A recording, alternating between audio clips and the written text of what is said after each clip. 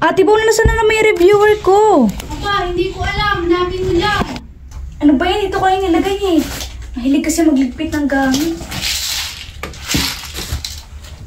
Pag lang yun talaga, hindi ko nakita ah. Saan na ba yun? Kasi naman eh. Ay, dito nga pala nilagay. Sa wakas, makakapag-review na rin.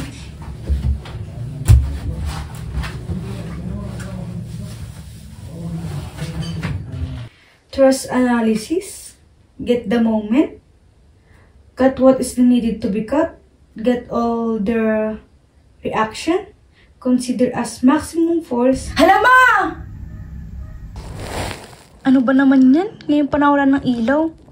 Mag-review na yung tao eh. Asan ba yung cellphone ko? Ice. Lobat nga pala. Ano ba yan? Aray! Ang hassle naman nito. Wala akong makita.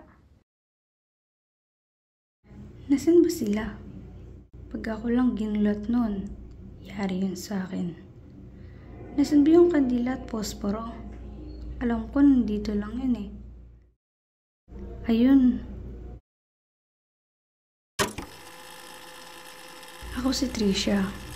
Hindi ko alam pero biglang may na-realize ako. Alam mo yun? Biglaan lang din. Sa gitna ng dilim, nakita ko ang lalakaran ko. Ang hirap pala, no? Pag wala kang nakikita.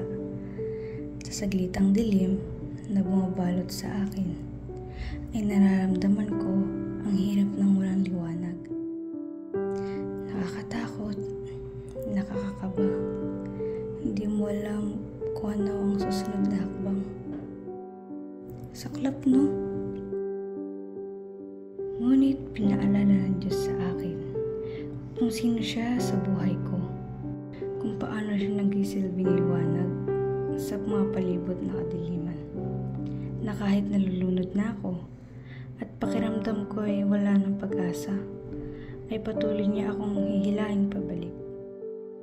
Siya ang Diyos na tapat, na nagmamahal sa akin kahit hindi na ako nararapat.